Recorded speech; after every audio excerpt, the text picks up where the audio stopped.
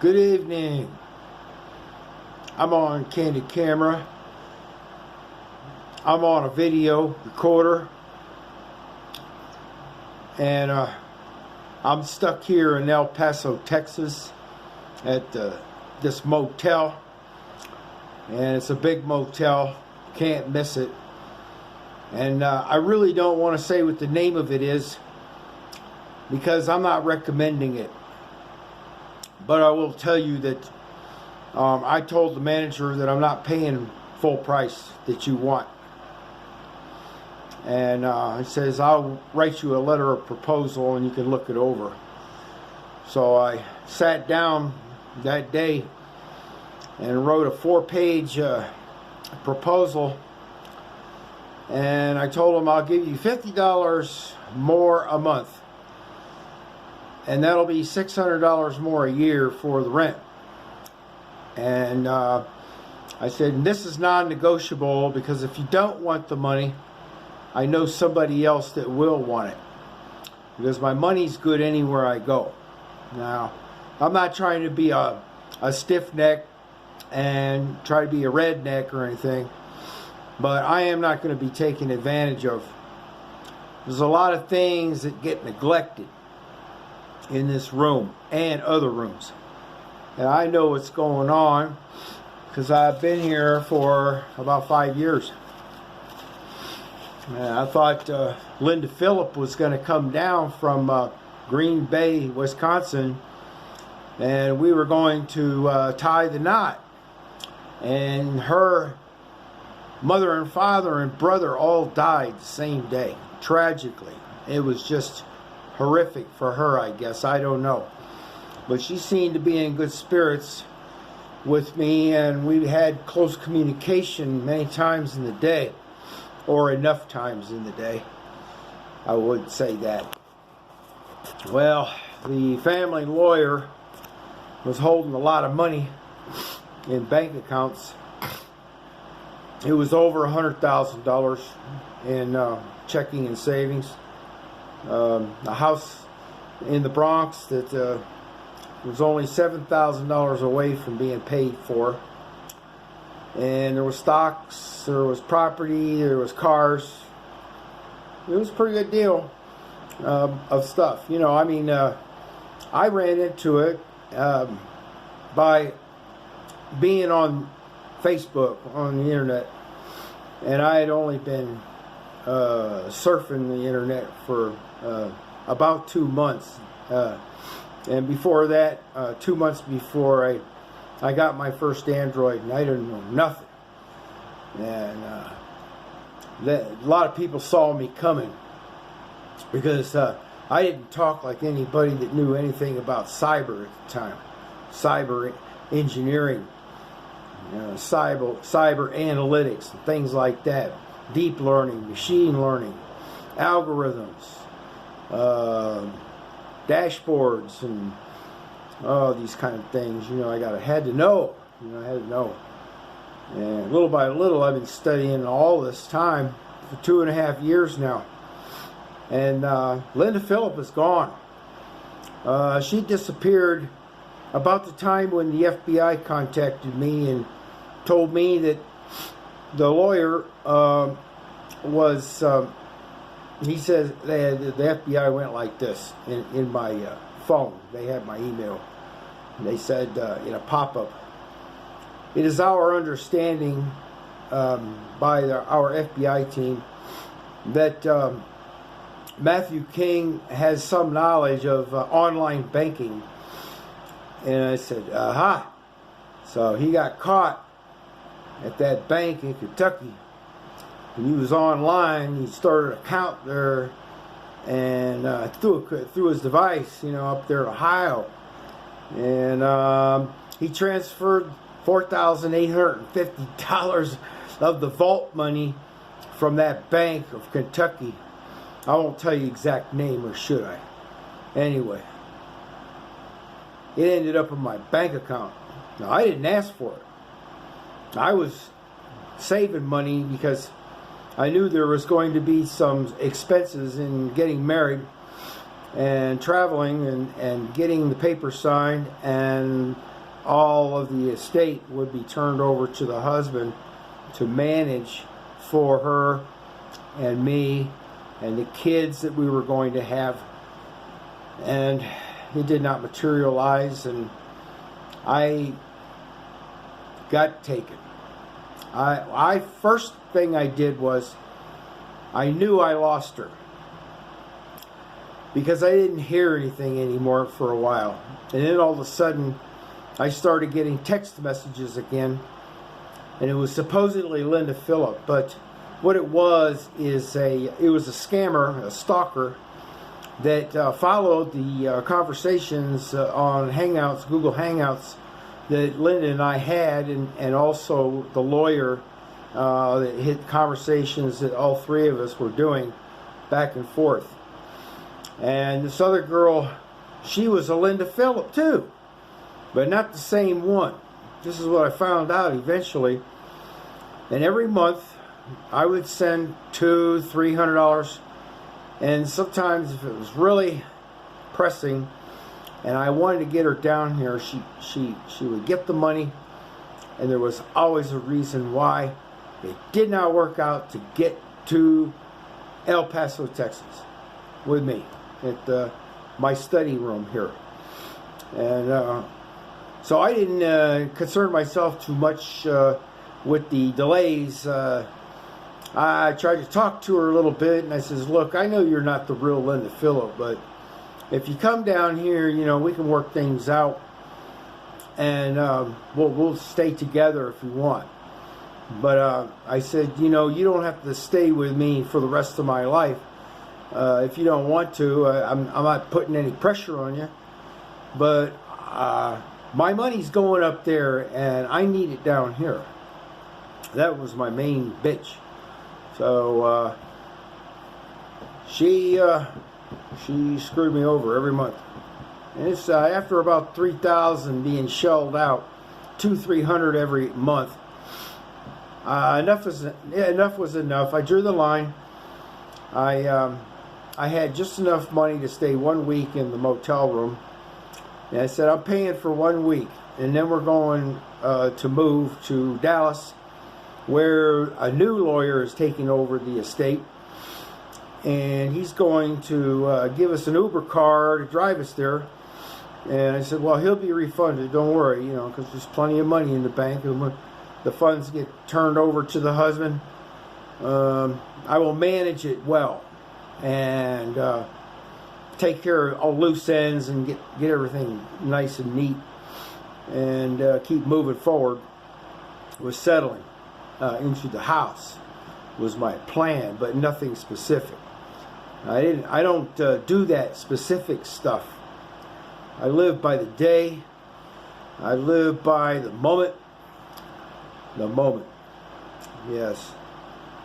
And I got to the point where I says, okay, Linda, maybe you are the real Linda, maybe you're not, but all I can say is you have changed from when I first met you, because you used to call me my king. Every morning around 7 o'clock, you would ring me on Hangouts and say, good morning, my king, how was your night? That's what she said. That was the real Linda Phillip. Some young guy must have came along, some young buck. And the only thing she just wasn't too happy about, this Linda that had the deceased family, and all the inheritance was supposed to go to the husband, because he didn't think that she could manage it. There's a lot of money, and a lot of stocks. I was preparing. I knew exactly what to do, because I've had to manage my mother's estate after my father went upstairs to meet the Lord, and then he set him right down to the pit of hell. He said, you're judged. Yeah, he was really a bad person. Yeah. I won't get into that much now. That's over. That's done. So anyway, just a little heads up what I was looking at. I changed it. I got rid of all my father's stuff and sold it off, and did a lot of wheeling, dealing. And every time I got some cash from something my father owned, I handed it over to my mother, said, here's some more. Put it in the bank. I don't know what you're going to do with it, but if it's there in the bank, and you'll know what to do with it later, I'm sure. So by the time 2 years was up, she was sitting watching TV in this 3-bedroom ranch house, the big basement and all that, all cleaned out and all straightened out. I said, Mom, have you ever thought about moving to Florida? And she said, well, she was surprised and said, yeah, I think I would like to do that. I said, when are you going to retire? And she said, I could take an early retirement if I want. I said, well, you have enough money that you can get a nice house down in Florida, because it's cheaper to buy one down there than it is up here up north. And so we started planning, and the ranch house was sold, the money exchanged, and I had a Nissan strip truck. It was a year before left over into the next year. It was a strip truck, and it has a 5-speed, and I put a bumper on it, and I fixed it up a little bit so it's a little more better than what it was. Strip trucks, you don't get nothing. They give you a radio if you're lucky. So we moved. Got down to Florida. I said, that's a good area, right where Corinne is, my sister, 5 years younger than me. And she's trying to make it with Charlie and stay hooked up and work out the rough spots and live happily for a long time. And they married eventually. But I said, Mom, you don't need a big house. Don't look at that house. Look at this nice 3-bedroom, 2-bath, split floor plan, 2 bedrooms and a bath on one side, and on the other side of the living room is the master bedroom, his and her sinks, shower, walk-in closet. I said, buy that. The Cupid! But she wasn't buying it for a honeymoon, but it was the Cupid. And it was small, and it was affordable. It was the cheapest house, and we watched it go up. Paid cash in installments, and by the time we were done, there was $95,000 wrapped up in this brand new 3-bedroom, 2-bath house with the lot cleared off, sod laid, whole 9 yards. Here's the key. We did good. Took all my dad's money and put it all into one pot. I said, there you go. So then she gets the idea. She wants to go back to work, and went down to the Stewart Police Department and put in an application, and they looked at her and they said, you know, I'm going to talk to you tomorrow. She said, okay. And they had already made up their mind they were going to hire this lady to work in the records department in the police station. But when they saw my mother and the way she was, for some reason, she was chosen to be on that job in a short time. And the other lady didn't make it. They were almost all set and telling her yes, and there was a last-minute decision. My mom got the job. Best secretary in the world. Didn't have to tell her a thing. She made her way around the office, knew everything. Worked crossword puzzles every morning and afternoon and night. And it was just the way she lived. And I kind of like got the inherited part of the English major type person that comes easy to me to use words and to understand words It's all in the genes.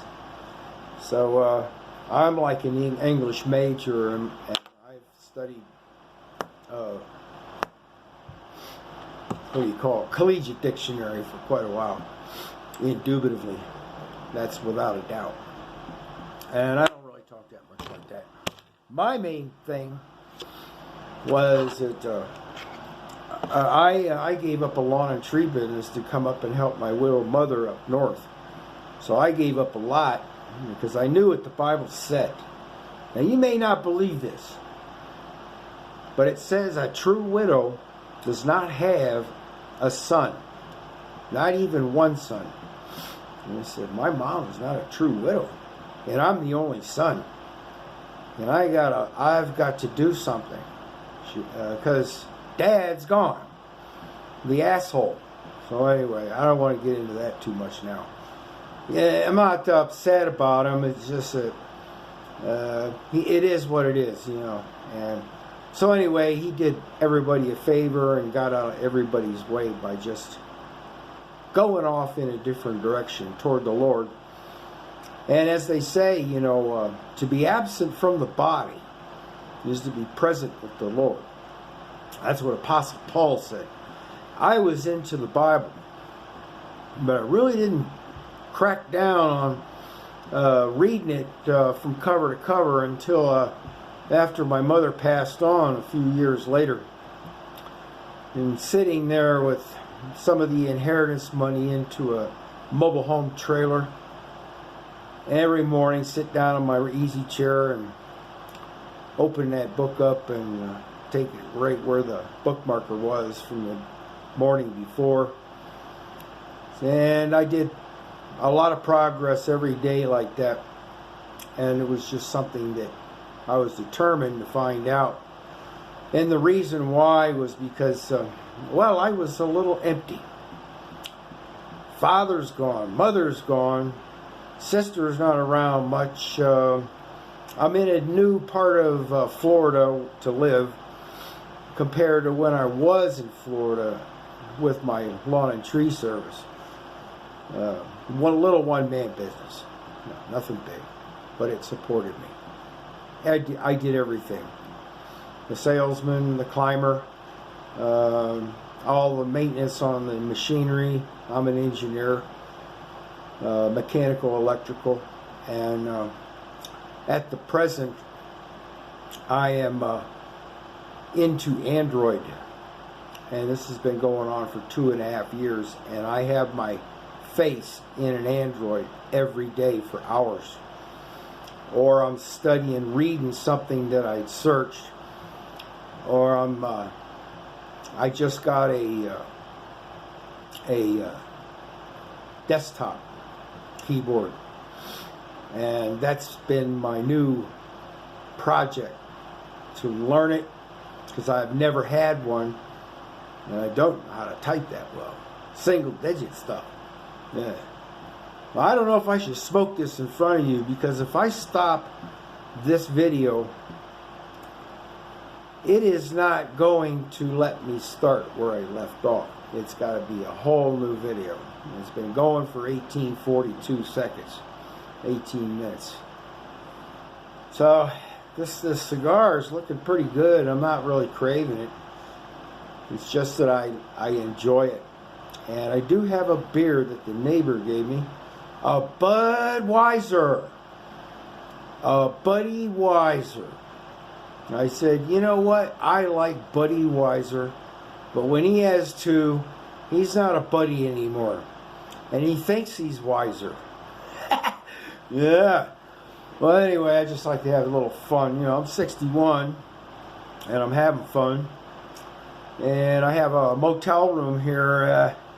I moved into here to do nothing but study.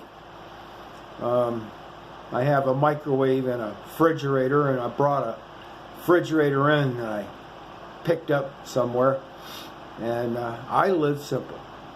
I don't have any girlfriends, no lady friends in the house at all. And the maid comes in, but she is not to do anything in my room unless I am here. I won't even let the motel manager come in here without me being here. You just can't trust anybody these days. And everybody's a scammer. A scammer. Eavesdropper. A stalker. That's what happened to me. My Linda went away. And then another Linda took over, and I thought I was still talking to her, and I'm starting to send money to her. Dig that. And then the lawyer gets in on it.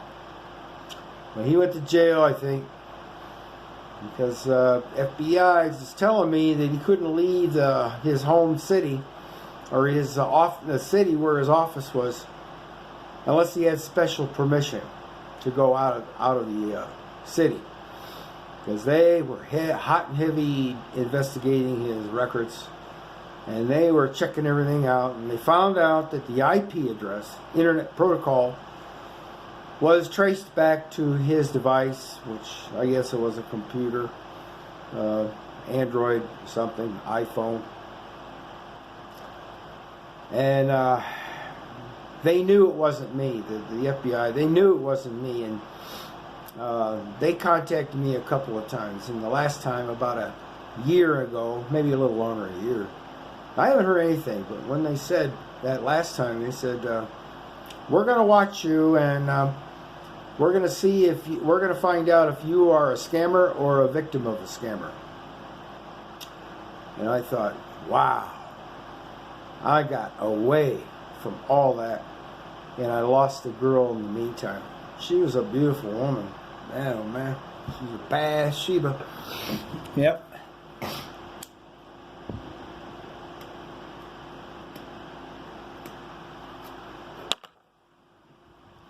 Yeah, I just wanted to kind of hit on that cigar, get it going. I won't smoke in front of you. If I do, it's an accident. I didn't mean to. So don't worry about it. It's not you that's smoking it. Right? To each his own. And you're not in the room and you can't say it's hard to breathe. Or secondhand smoke or anything like that. You gotta live a little bit. You can't just be a prune head, It does nothing. You gotta have something that you enjoy. When you live like I do on a fixed income, compliments of the U.S. Navy, they said, son, take the money. God bless you. You did a good job. You're out. So that's the way it went. The old guy, the captain, he wanted me to stay in. He sent another officer down, and they talked to me for a while, and I says, no, I have other plans, and I know what I'm going to do, and I was lying out my ass. Because I had no idea, and I was scared as heck. And I'm going to walk out into that world with no job, and the only good thing is that I was able to go on unemployment right away. That's what I did. That didn't do much. And I got out in the wintertime, and dummy me, well, I don't know if it's dumb, but I drove right from Florida all the way up into a snowstorm in Ohio, and it was not fun at all. And I was so lost. Because everybody I left 4 years before had changed a lot. And it wasn't the same. It wasn't that closeness. And people move on, so I had to learn to move on too. Went out already. How do you like that? I didn't light it good enough. But that's okay. Because there's a timer. Oh no, this one doesn't have a timer. I was thinking of the other one. This device here, I could brag about it, but I'm not going to, because it's a secret what I got in between that screen and the back cover. Yeah. I know what I'm doing. I know what I'm doing when I'm an engineer, and I've been learning Android, man. I take it and experiment with apps. I've tried all kinds of apps. I give developers a heads up on what they should be looking at in the app to patch it up and write some better code. And right now I've got a bad Android, and it had some bad code in it from day one, wherever they built it. And it's supposed to have factory installed apps from Play Store and Samsung, places like that, the Samsung stores, Microsoft stores. No way. No, it didn't come from there. These, from day one, every time I went to that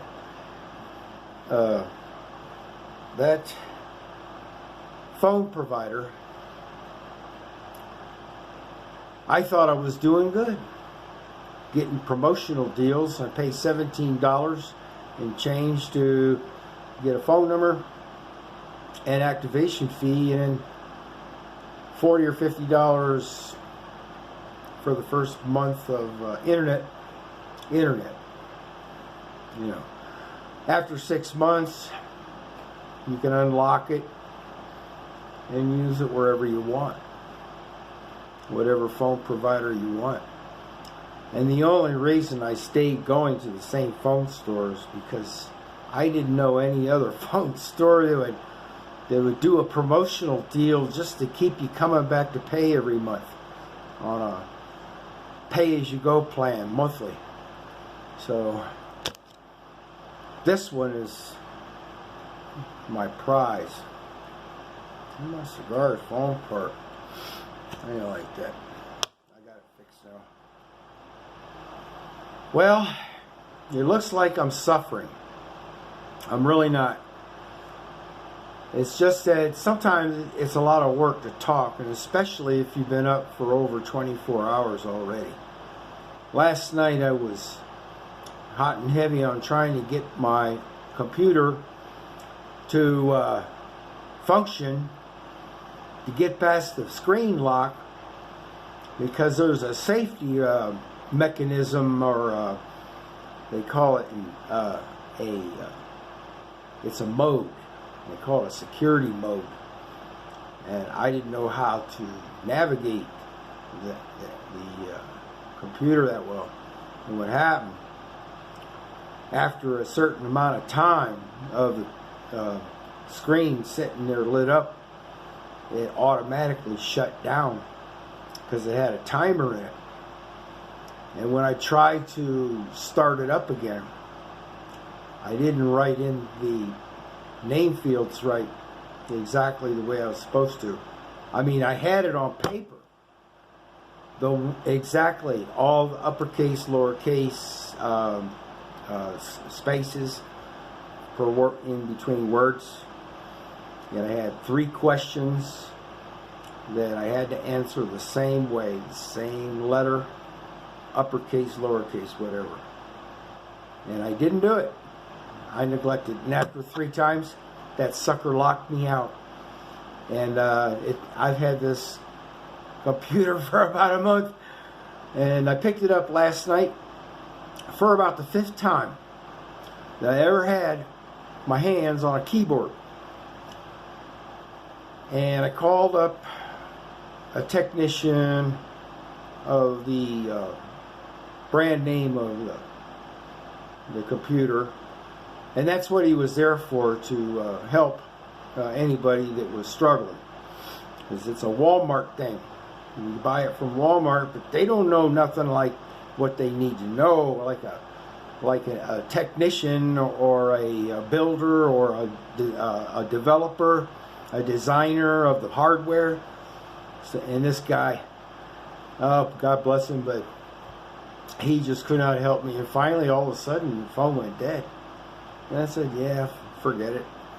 And he helped me out as much as I can. He gave me some pointers of how to work the buttons and do a sequence. And I got it. I got it unlocked. Yeah, about a half hour after he hung up. because he was really getting on my nerves. I would start to tell him what happened when I pushed the buttons. And he's trying to tell me I don't need to know that. I said, yes, you do. You need to know what happened when you told me to push the button and tap it like this and hold it in or whatever.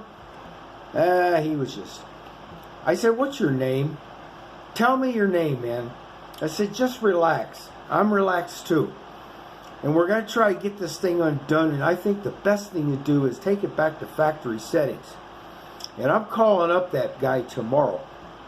Or maybe it's another technician. But I'm going to talk to him and tell them I want to take that security mode with that Windows 10 2009. This is what I come to find out. It's a computer, or it's in a laptop. Can't tell you what kind it is, but it was made. It was a first generation made, and they put a 9-year-old Microsoft 10 software into it for business, or school. It's made for that. So that's what I wanted. I wanted something that I could use to study with. So I'm going to get it uninstalled, tell them that it's not working right. I want it back to factory, wipe it out, and you download me what the other guy got on the YouTube video that I saw. He had the same exact model and year. And I'm going to get a Windows 10 Pro model